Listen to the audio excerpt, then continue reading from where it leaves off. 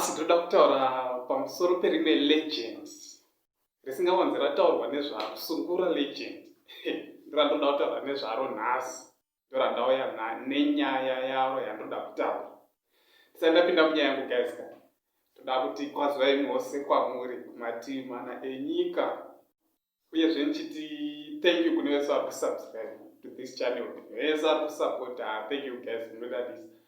Ndisingakanganwi futi kutenda vasati vasubscribe, ndichiti ndokutendai nekusubscribe kwamuchaita kana mapedza kudi kuona video ino. Nyaya ndauya nayo pano guys yakamira yakadai nesungura legend randoda kutaura nezvavo rinonzi Zakaria senior lecture. Senior lecture vane album ravo ravari kuloncha musi wa1 November. Nemukomana vakafeature nemukomana anonzi nemwana wavo anonzi Simon Mutambi. Saka guys album iri kulonchiwa musi wa1 November paZebra Village Mbari, rotakana 12 PM kusvika kuzvilate. Saka guys unga mese munongoziva kune vese vanoziva zvisungura munyanzoziva kuti senior lecture kuseri ndiko Zakaria kuti kuseri.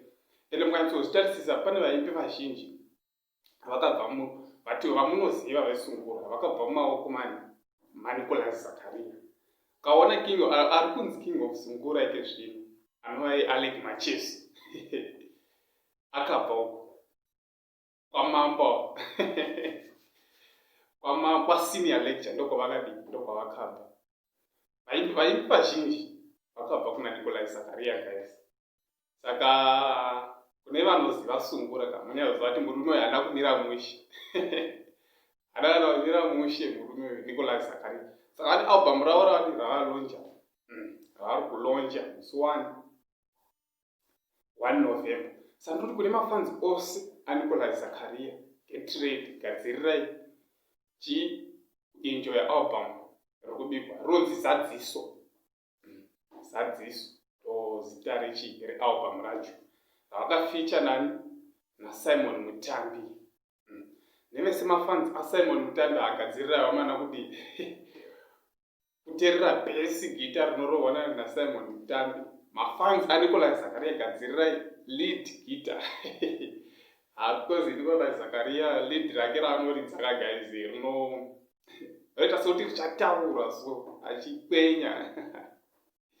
Saka manje musi wa13 November vari kuloncha live kuNesh TV kuti album kuitirawo kune vasingakwanisi kusvika vasingakwanisi kusvika kuZebra Village iri kuitwa musi wa1.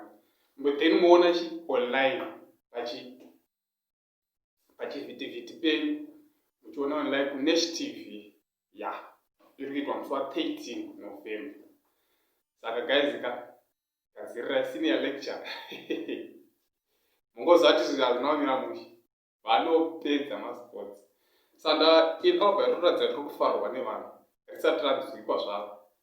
Saka nemacomments andiroda kuti kuverengerai guys munyatsokuona.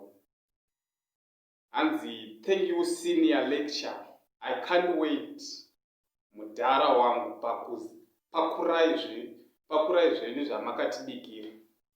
Zvikanzi neumwe senior lecture munoremera industry mudhara, already feeling anxious now. And we can't wait to hear from that new song. And my birthday is on the 2nd of November.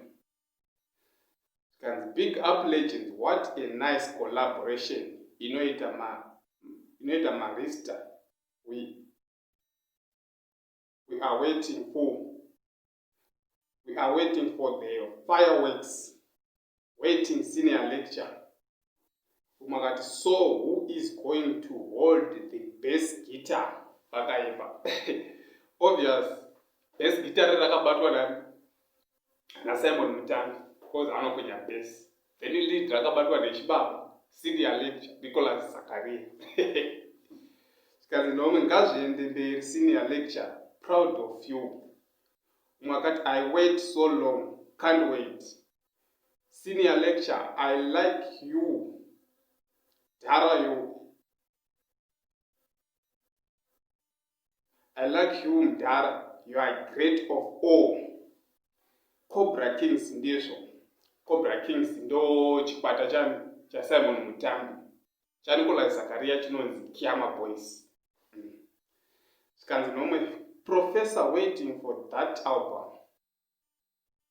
Saka guys, ndochanangoya nacho chiti album roradza kuti vanhu vari kufarira album risati rabuda because vanotoziva kutoti senior lecture kana vatotanga zvinhuka chinenge chakanyanya guys. Ndonyaya ndakuya nayo muchiti thank you. Kune vasati vasubscribe, please subscribe. Click your notification bell kuti pega panongo uya nechinyuwani guys. Hamudarikirwi. Bless.